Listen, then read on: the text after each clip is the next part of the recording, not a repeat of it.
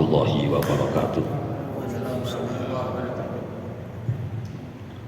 Al-Musalli wa ala wassalatu salli radhiyallahu anhum ila hadratil Mustafa Muhammad sallallahu alaihi wasallam wa ala tazwaji wa diriyati Muhammad bil Mustafa wal malaikatil muqarrabin wa jami' awliyatil musyrikin wa qarib ya baris maqadir ajil sema'ashir syekh wa udina aksrab sunnabatil matarifi beriman semaf basifat wa mujtahidin wa mu'alifi kutubil lamna wa lamna wa jamu'al tis'ah wal khatqi khulma rabbi asyir masyriki bisi syamsiki wa babsullah wa il khagir dunamullah wal kasim arif nafir nasna bil akhdi ilma sallallahu alaihi wa ila khadrati wa sunnati basanti qurasumati bil mufsil bagi wasna itu perlu alhamdulillah betul putih ila khadrati abaina wa matina wa jiddatina wa jumil awliya hawalaina wa sayyidatul halal ya Allah asqalani wa syari subhan ala wa ila bantani wa amatina wa amatul muslimin wa abaina wa abaikum wa binatina Allah yashfi mardana nafsu khasah maradahu masduki Allah masfi maradahu ya Allah shifa'an la yuqadiru ba'da saqama amin wa binatina Allah yas'alu ya Allah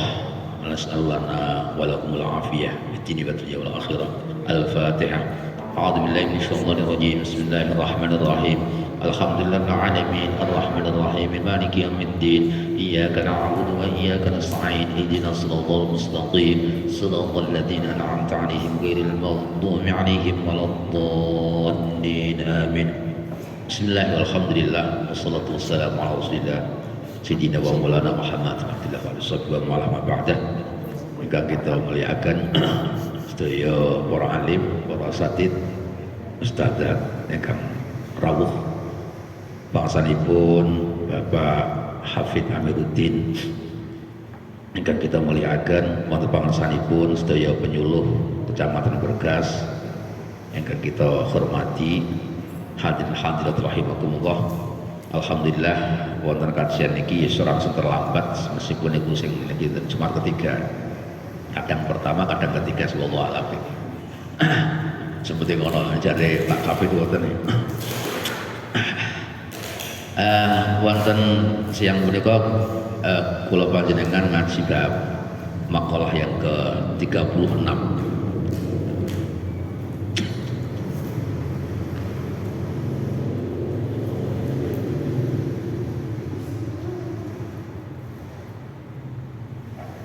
Nggih, kenang nggih. Ana sing kan.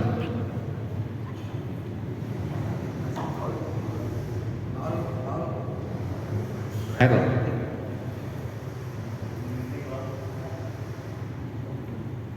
Buat terus nama sampeyan. Bener ora iki.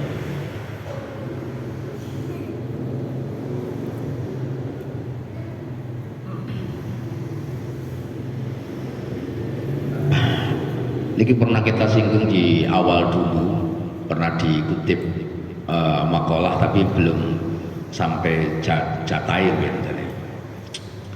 Bismillahirrahmanirrahim wal maqalatu as-sadisatu wa thalathun.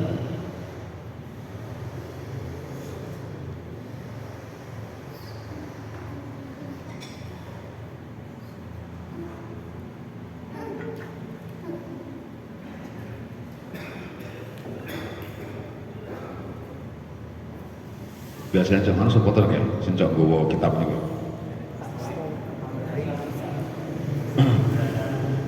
Hasan. Hah? Hasan ke Pasrori.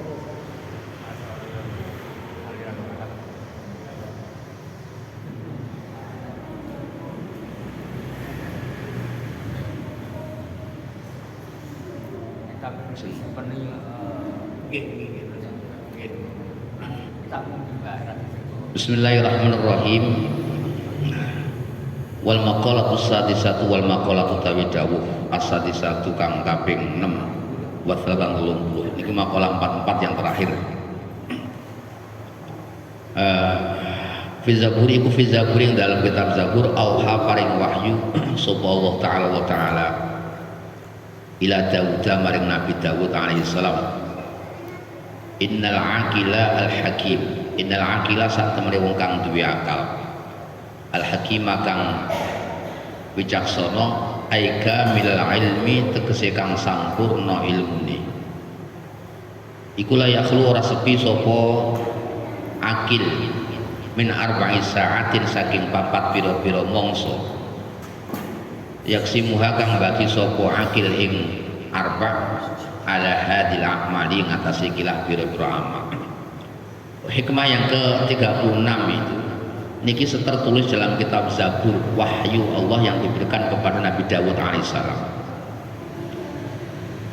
Gusti Allah dawuh ngeten, innal aqil hakim, bahwa orang yang berakal, orang yang bijaksana itu adalah orang yang mampu membagi waktunya dalam 4 hal. Jadi kanggo patang perkara niki sing apik kanggo orang-orang yang cerdas. Pertama, sa'atin yunaji fiha rabbah. Sa'atin rupane mangsa yunaji kang munajat sapa akil fiha ing dalam sa'ah rabbahu ing pangerane akil bidikri kelawan zikir rabbah wa tilawati kalamihi lan maca kalame rabbah wa syikayatil halilan madulake tingkah indah dalam ngersane rabbah wa nahbi dzalika badane mengkono-mengkono zikir ila akhirih.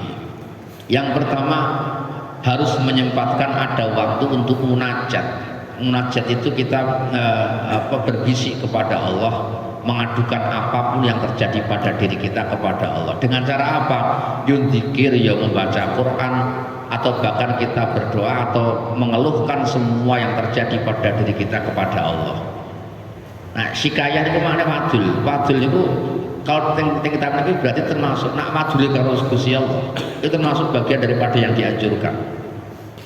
Jadi kita mengadukan nasib kita kepada Allah. Kalau kita mengadu kepada tetangga kan jelas itu manggih orang-orang diwadul, orang-orang dianggap tidak dipuji. Kenapa? Kalau kita mengeluhkan kesulitan kita kepada tetangga kita atau kepada teman kita, itu justru kita akan mengadukan Allah kepada makhluknya. Itu terbalik. Seharusnya keluhan kita kepada Allah Subhanahu wa taala, dan itu bagian daripada ibadah. Bahkan dianjurkan kita memiliki waktu khusus untuk mengadu, curhat sama Allah Subhanahu wa taala. Ya kalau malam-malam itu terutama, itu bagian ibadah, karena bagian ibadah tentunya bahasanya ya kadang-kadang kan kita bilang wah izin Gusti Allah. Sedek matur karo Gusti Allah. Wah awake matur ngomong karo tanggane ora izin kok karo Gusti Allah izin iki. Seharusnya kita sama-sama kita mengadukan, dan apa ada jaminan ketika kita mengadukan kepada Allah itu akan mendapatkan balasan yang sangat baik. Tentunya itu menjadi sebuah pilihan kita. Daripada waktu karo tonggo nih, kita mengadukan masalah kita kepada tetangga kita, ya tidak menyelesaikan sama sekali, meskipun dengan memiliki perasaan lega, tetapi tetap itu tidak bisa menyelesaikan persoalan jenengan kepada Allah Subhanahu wa taala. Ya kalau sekedarnya saja tidak apa-apa, sampai ada kesan, sampai kita tidak ridho terhadap kepastian Allah Subhanahu wa taala. Kayak Rasulullah itu dulu pernah malaikat Jibril ketika beliau sakit kan disambangi sama malaikat Jibril itu. Ditanya sama malaikat Jibril, bagaimana kabarnya? Kata Rasulullah, saya sakit. Tapi ketika Rasulullah menyampaikan saya sakit ini, itu bukan karena mengadukan Allah atau menunjukkan tidak ridho terhadap kepastian Allah. Jadi tidak selamanya kita ketika mengadukan kepada orang dianggap tidak ridho, itu tidak. Asal kita masih tetap ridho, itu tidak masalah. Ya kita menyampaikan apa adanya kita, bukan karena kita itu mengharapkan penyelesaian persoalannya dengan teman kita, tidak. Tapi kita menyampaikan apa adanya seperti yang disampaikan Rasulullah kepada malaikat Jibril ketika beliau ditanya bagaimana kabar sakit. Ini tidak apa-apa, sementing buatan ada kesan kita tidak rela terhadap qadanya Allah.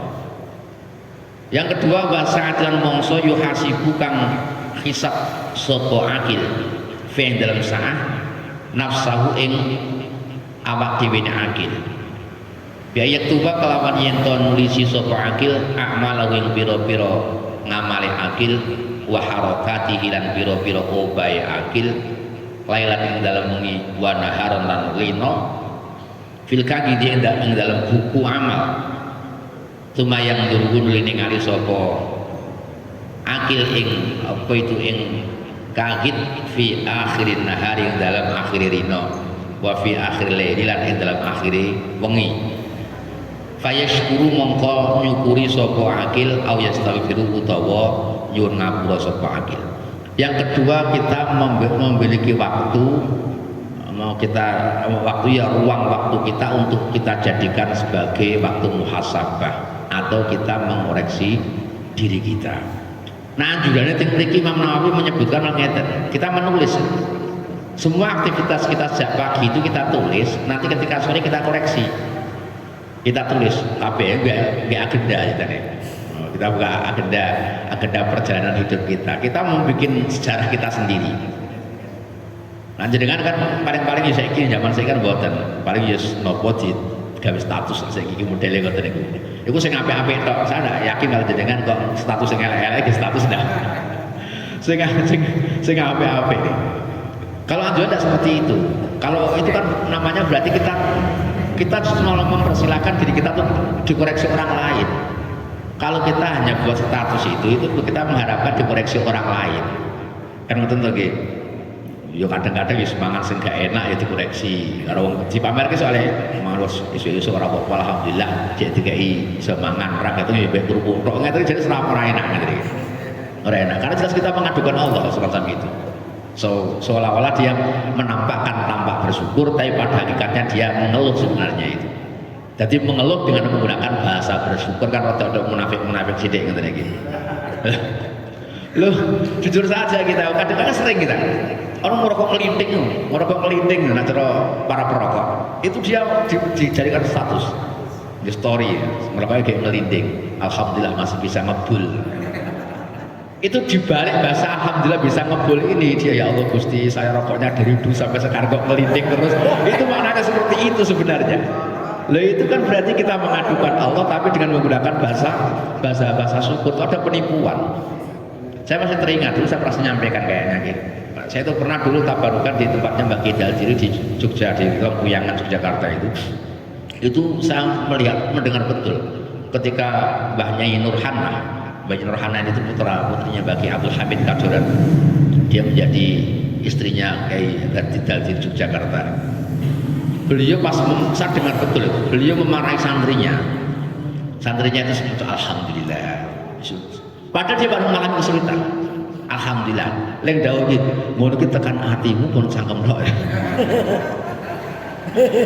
Nah, aku nanggon cangkem tok berarti awakmu itu menggunakan bahasa-bahasa tidak ridho tapi menggunakan bahasa zikir itu bahaya. Itu bahaya semacam itu. Jadi ternyata tak pikir seru tenan tiba iki. Tapi banyak dari sampai mandinya sampai seperti itu. Dia mengoreksi ketika santrinya itu membaca alhamdulillah itu kan ada, misalnya kan tampak kita dapat menangkap gitu. Jadi alhamdulillah syukur tenan apa alhamdulillah dalam rangka menghibur diri tok ya. Itu kadang-kadang kita dapat menangkap itu. Jadi saat ini hasibu ini dicatat kalau Imam Nawawi itu coba kita catat semua aktivitas kita baik dalam kondisi diam kita ataupun dalam kondisi aktivitas gerakan-gerakan kita pada siang hari kita catat dan nanti kita lihat pada malam hari. Setelah kita lihat semua itu amal kita yang mana amal kita yang perlu kita istighfari, mana amal kita yang perlu kita syukuri. Kan mesti anak apik sing eleknya kita istighfari, tapi yang baik kita syukuri. Jadi jangan kita sibuk nyatati tentang pemasukan dan pengeluaran tok tidak. Tetapi ya termasuk amalia kita niku. Dhewe kebang dompet isine cartan blonjo tok. Jadi kan isine nota ya nota bon. Itu akhirnya jadikan nama. Kalau yang paling kita catatkan itu jangan itu kwitansi atau tabon begitu dibuka kita muhasabah bonku tiba ya akhirnya denger kita tidak perlu muhasabah kalau bon itu yang dimesin catat muhasabah itu amal-amal kita itulah.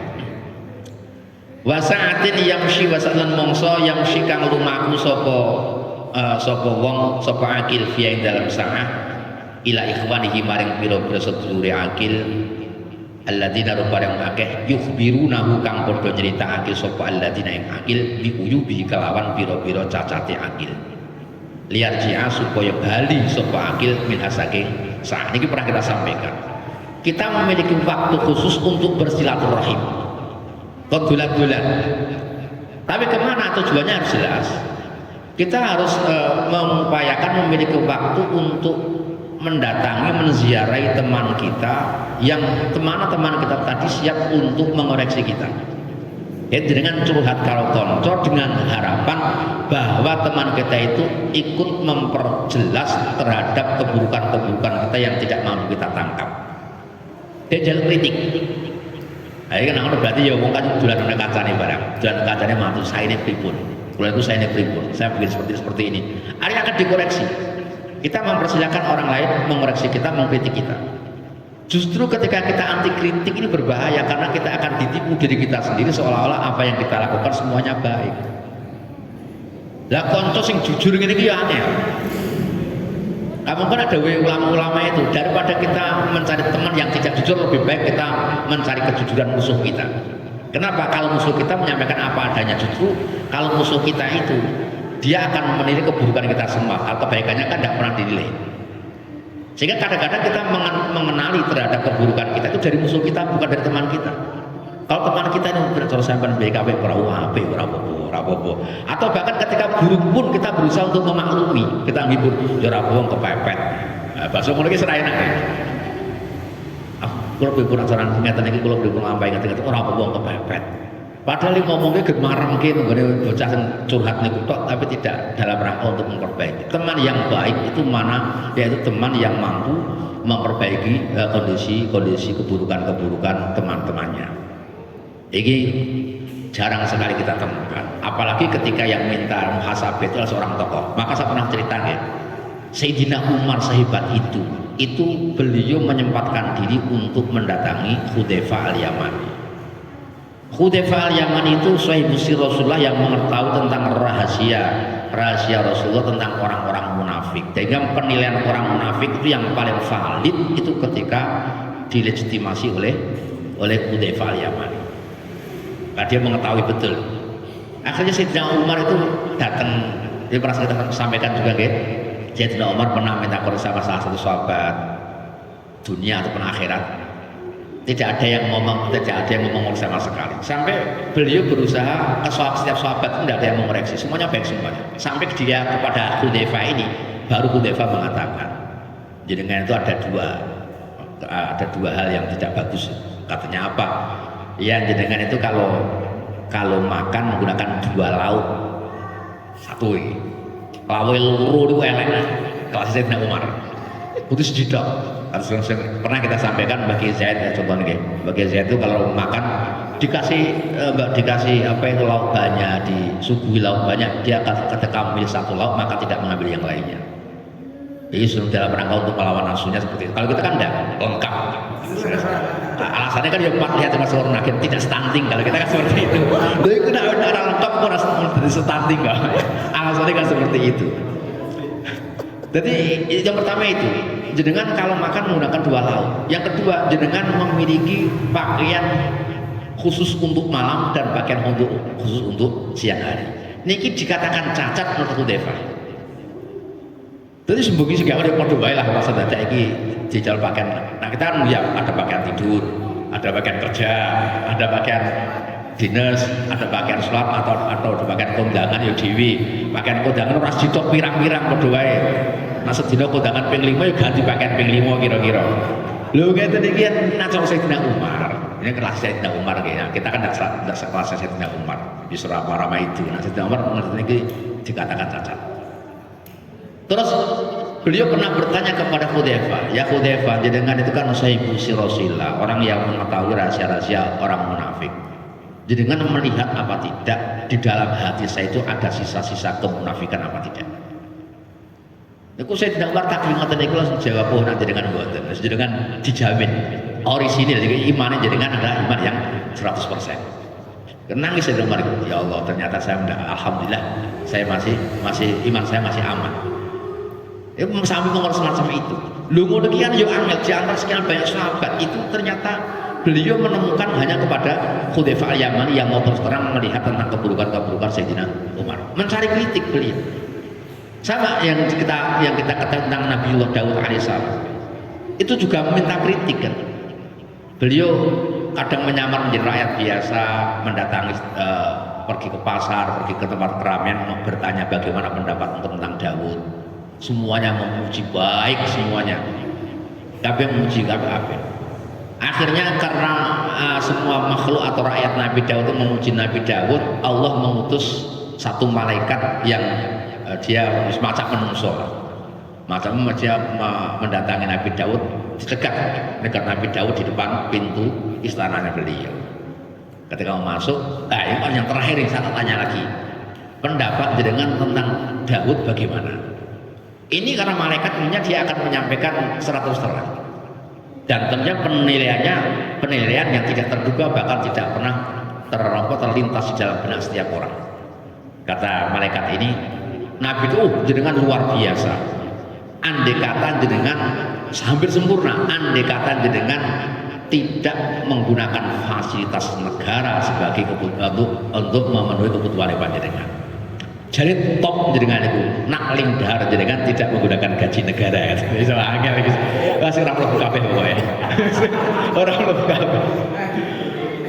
Akhirnya Nabi Daud itu begitu nangis.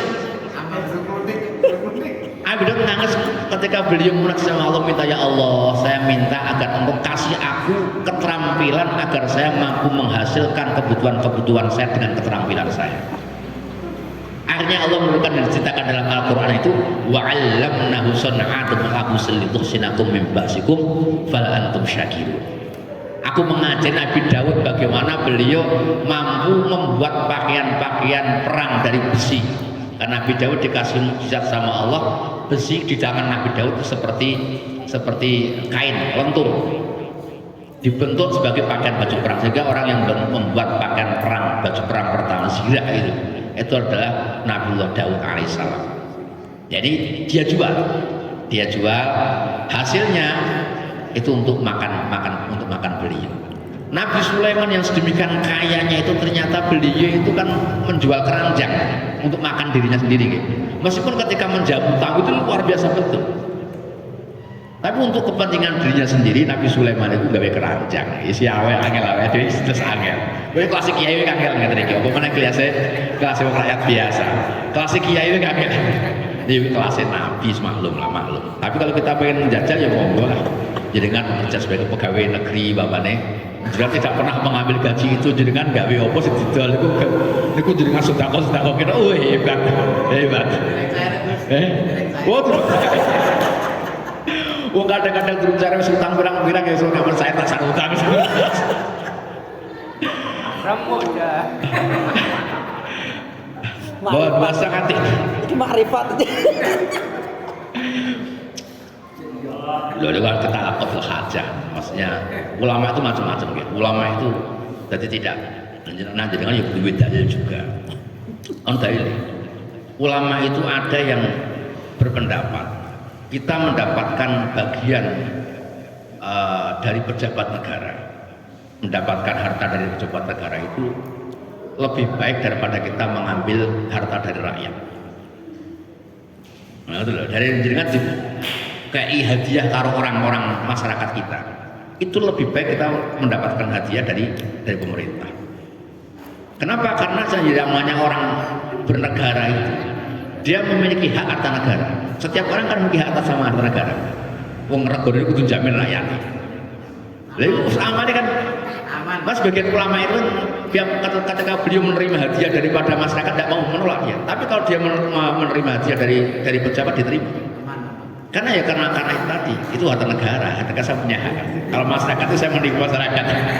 Lihat ya ono sing ngoten niku ya ono. Balik belum. Kita lihat fikih nggih. Pun saya fikih ada beberapa pendapat tentang masalah fikih. Tapi itu fikih formal. Wong ketika dia tidak mampu untuk haji, kemudian dia ada masyarakat, ada orang kaya menawarkan untuk haji. Apakah orang tadi terus dianggap istitoah mampu karena harus menerima tawaran orang tadi apa tidak? Tidak. Tapi kalau yang menawar dalam harta negara harus dia dikatakan mustahil. Ini sebagian fuqaha itu sampai berfatwa demikian. Coba bayangkan. Loh ini sebabnya apa harta negara kan ya pengen duwe, malu duwe. Apa mana jangan bar pajak ya tertib. Berarti kan itu duwe. Biasanya saya juga dengan dalil kok iki wae lah. Gawe iki sing enteng-enteng. Lho mosok pegawai negeri atau Nabi Daud tuh kangelan jenengan. Kangelan. Wasaatin lan mongso wasaatin lan mongso fiha kang iku dalam saah yukhaldi fiha ing dalam saah yukhaldi nyuwungake sapa akil ayat rukutse ninggalake sapa akil bainafsi dalam antarane awake akil wa bainal ladzati lan antarane pira-pira enak keenakane akil ladzati lan antarane pira-pira kepenak enake nafsihi al halali kang halal. Yang terakhir, orang yang berakal itu dia tetap memiliki waktu untuk relaksasi. Artinya ada waktu khusus untuk piknik istilahnya. Ya orang apa jenenge istirahat. Ngaten lho, kita istilah apa nak terang kuwi. Ben ora putek ya jenengane. Refreshing. Kita butuh refresh. Butuh refresh, tapi yang penting refresh yang halal. Ladzat ya al halal. Kita ya merefreshkan nafsu kita, tapi yang halal yang penting. Salah satu refresh yang paling dianjurkan adalah an-nikah. Niki nikah niki dalam rangka sehingga salah satu fungsi daripada pernikahan itu adalah untuk relaksasi bagi orang-orang yang beribadah kepada Allah Subhanahu wa taala. Jadi kebuntuan panjenengan kadang-kadang akan menjadi hilang ketika kita bermain dengan istri kita. Kita guyon mbek anak bojone itu juga salah satu bagian daripada refresh yang ada nilai ibadahnya nih. Ya orang kudu tok jenengan ya refreshing zakasi ya monggo lah. Ya, tapi ya niku jelas anak nggih jenengan atau mereka ngejak hal apa haram yang penting kan ini kita harus menjaga diri agar tidak melakukan hal-hal yang diharamkan. Artinya ladzat yang halal. Yang terakhir wal maqalatu tawi dawuh as-sabi'atu wa thalathuna kang kaping ya Allah 37 iku kala dosa ba'du ukama. Jami'ul ibadah itu sekabehane pira-pira ibadah minal ubudiyati saking iku minal ubudiyati saking ngawula. Minal ubudiyati saking ngawula ya. Min arkal islami saking pira-pira rukun Islam iku arbaatun papat. Minal khisali saking pira-pira pakerti. Ngibadah artinya penghambaan kita kepada Allah itu dikelompokkan dalam 4 hal. Niki menurut sebagian alaikumah. Yang pertama al-wafa urupane nuhoni bil uhudi kelawan pira-pira janji. Wa wa ta wafa bil uhud iku Allahu faruhidillahi nekani pira-pira fardune Allah taala. Yang pertama kita menjaga sportivitas dalam beragama. Jadi tertib melakoni ibadah karena kita sudah berjanji kepada Allah, menepati janji kita kepada Allah. Maknanya bagaimana? Ketika orang masuk Islam itu secara otomatis berarti sudah menyanggupi ada kesiapan untuk melaksanakan rukun-rukun Islam. Ya aku siap. Nah, syahadat itu konsekuensi daripada syahadat kan berarti ada kesiapan sholat, ada kesiapan zakat, ada kesiapan haji ketika mampu, ada kesiapan untuk melakukan puasa. Nah, oleh karena itu ketika kita kok melaksanakan kewajiban-kewajiban itu maka kita termasuk ada al-wafa bil ahdi. Kita menepati janji kita kepada Allah Subhanahu wa taala. Jadi ora cukup Islam KTP tok niku mboten niku tidak wafa bil ahdi. Ya ngakune Islam ora salat itu berarti kan tidak menepati janji kita. Kita mengikrarkan diri kita Islam ya konsekuensinya kita harus siap. Wal muhafadzatu lan ngreksa alal hududi ngatasi pira-pira pelanggarannya Allah. Wa tabi muhafadhu al hudud iku ijtinabu muharramatillahi ngedoi pira-pira perkara kang den haramake Allah taala. Yang kedua kita menjaga tidak melanggar aturan Allah. Yang pertama kita menepati janji kita kepada Allah, yang kedua kita tidak melanggar aturan-aturan Allah. Kita menghindari hal yang diharamkan oleh Allah. Jadi tidak hanya sekedar kita beribadah sholat puasa tok, tapi kita juga perlu mengoreksi diri kita hindari untuk menggunjing, kita hindari kita mendolimi orang lain. Itu juga bagian daripada agama ini. Yang ketiga wasobran sabar al-mafqudi ngatasi perkara kang den sepekake min mahbubati saking pira-pira perkara kang den senengi wong. Yang ketiga kita harus bersabar ketika kita tidak mendapati apa yang kita inginkan. Kan orang kabeh sesuatu yang kita inginkan itu semuanya tercapai kan tidak harus seperti itu. Karena dunia itu kan serba mungkin, ada ya kongang ora. Termasuk mungkinan. Kalau jenengan bercita-cita monggo, Dan ini jangan lupa proses pada saat dengan sabar terhadap tercapainya apa yang kita inginkan itu termasuk bagian daripada ibadah. Sampai disampaikan dalam satu hadis, intidorul faraj minal ibadah. Kita menunggu penyelesaian, menunggu kebahagiaan dari Allah.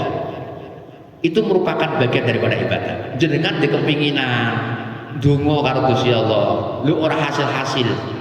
Masa penungguan kita menunggu ijabahnya Allah itu kita dicatat sebagai orang yang beribadah kepada Allah.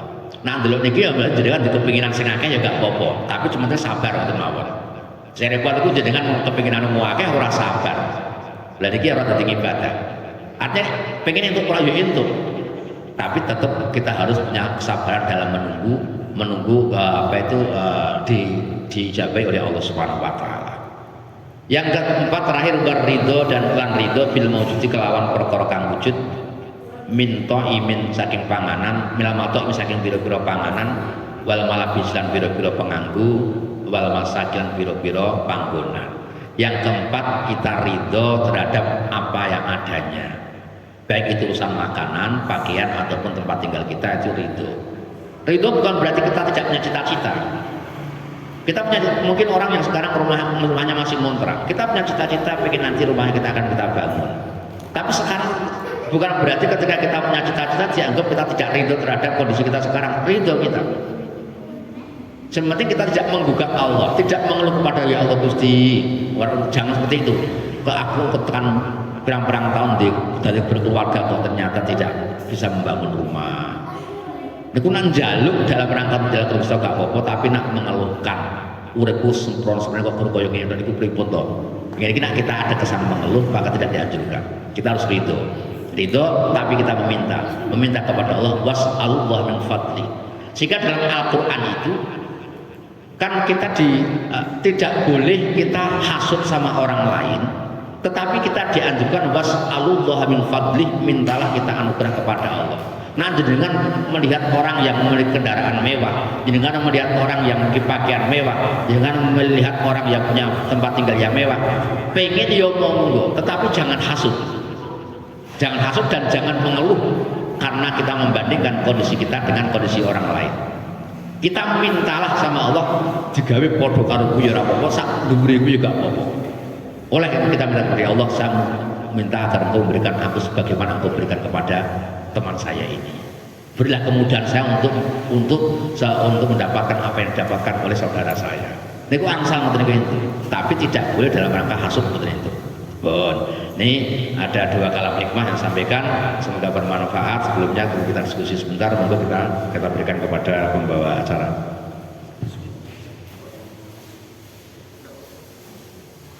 Alhamdulillahirrahmanirrahim. Bapak Ibu jamaah rahimakumullah. Makolah ingkang penaturaken seru sanget kathah ilmu kagem kula panjenengan sedaya matur rezeki upaya maisa supados halal kagem diri kita sendiri dan juga keluarga anak istri menuju keberkahan. Yang berikutnya ada warning yang kalau sewau atau si saya ning pranyoto kirang saya niku mugi-mugi awake dhewe saged mencari yang terbaik untuk diri kita dan keluarga. Ibu bapak hadirin, masih ada, hari ini adalah hari Jumu'ah Legi. Gus Ifah ada dua tempat, yang satu di Majelis Wakil Cabang Nahdlatul Ulama Nusantara Bergas di MBC Bergas, ada Naharul Istimak. Untuk itu kita buka satu termin mawon. Pertanyaannya bencah kata-kata bagunipun saged menghidupkan suasana, mengingatkan kita, merefresh kita untuk bisa mencintai ilmu, termasuk magister ilmu ini kata sing menika. Saya buka termin pertanyaan pertama di termin satu saja. Monggo tiga penanya bisa menyampaikan apa yang menjadikan penjenengan kirang jelas, kirang permono bisa ditanyakan. Mumpung ada narasumber yang bisa berikan pencerahan. Monggo ibu-ibu boleh, bapak-bapak monggo sakit. Ibu-ibu adakah pertanyaan? Ibu belum siap? Belum ada? Menawi dereng wonten sambil panjenengan mempersiapkan diri kula lajeng tanglet sekedhik Gus terkait kalian Jumatan. Cina sobo pilih nanti ditanyakan yang rada lali rada supih. Kenapa di sholat Jumat itu jahar karena siang neng jahar, kalau sholat biasa sir tidak keras niku mawon. Barangkali yang lain ada, monggo. Oke. Niku Pak, dibantu Pak.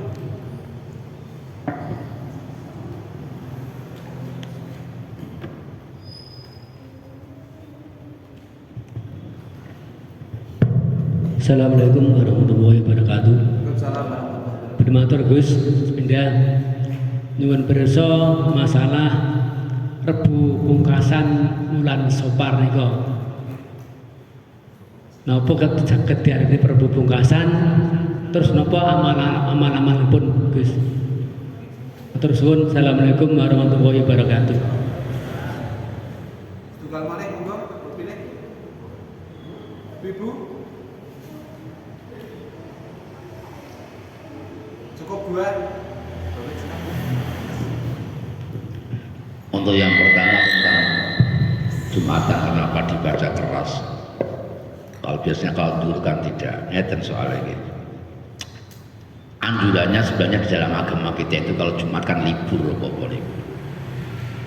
Kalau kita kerja pun kita dianjurkan bahwa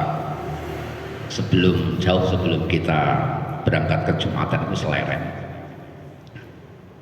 Kalau di umumnya itu ketika sholat siang, sholat zuhur dan sholat asar itu kenapa dikatakan pelan? Karena itu kan waktu orang beraktivitas. Maknanya artinya bahwa dia hemat energi namanya. Jadi tidak dikeraskan karena itu. Tapi kalau Jumat kan tidak. Kenapa kita dikeraskan? Karena Jumat itu sebenarnya anjurannya kita sejak kerjanya kita liburkan atau paling tidak kita minimalisir. Sehingga tetap fit tentunya, tetap fit. Akhirnya di hikmahnya kita dianjurkan untuk membaca dengan keras. Ini salah satu hikmah yang dapat kita intip di dalam perbedaan sholat zuhur tidak dibaca jahar, dibaca keras. Tapi kalau sholat Jumat dibaca keras dalam rangka salah satunya seperti itu. Kan ini sing dadi diwaca alon niku gara-gara itu waktu aktivitas. Tapi kalau Jumat sebenarnya tidak ada aktivitas seharusnya dalam idealisme agama kita seperti itu. Tapi mungkin kita tidak bisa berkutik karena sistem itu telah mengatur kita diatur oleh orang lain itu Allah alam.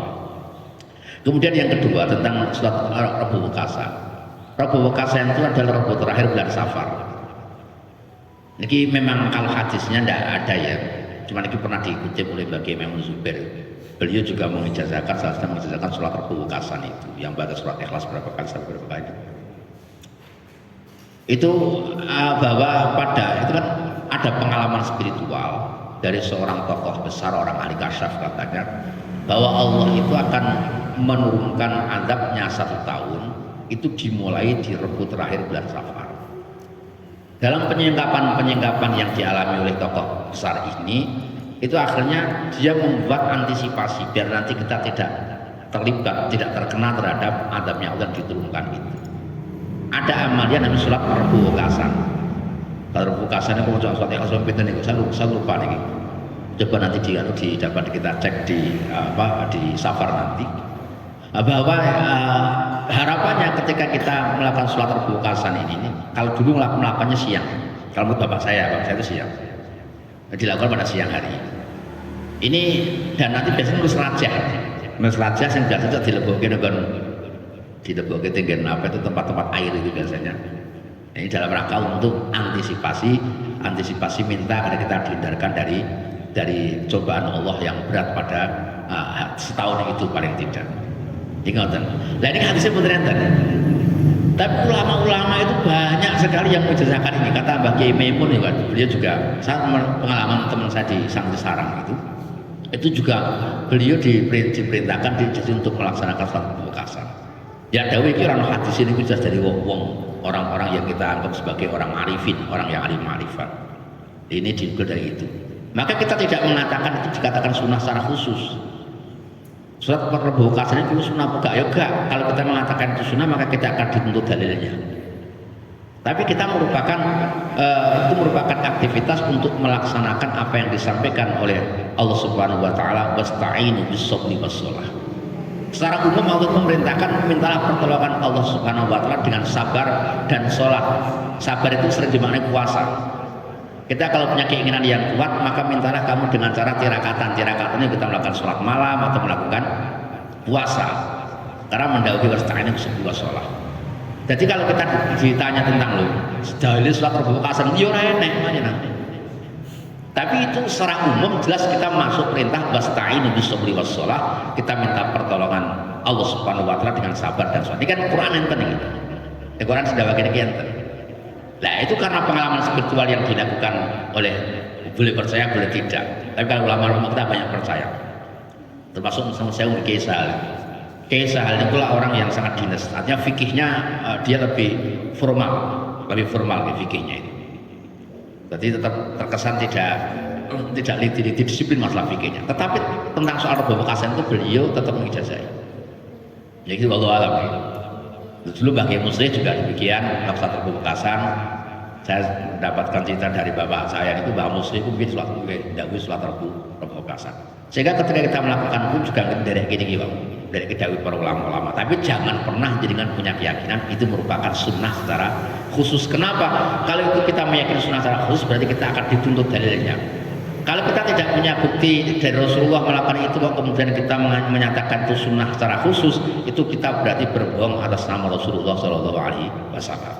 Kalau kita mengatakan sunnah tok tidak secara khusus artinya sholat sunnah itu boleh dilakukan kapan saja, monggo itu tidak apa-apa. Tapi lebih spesifik kalau saya karena mengikuti wasta'inu bis-sabri was-shalah dalam kondisi apapun kita minta pertolongan baik untuk menghindar dari mara bahaya ataupun kita dalam rangka untuk mencapai sesuatu yang kita inginkan dianjurkan dengan menggunakan as-sabru pertama, yang kedua adalah as-shalah. Ada buat Al-Fatihah.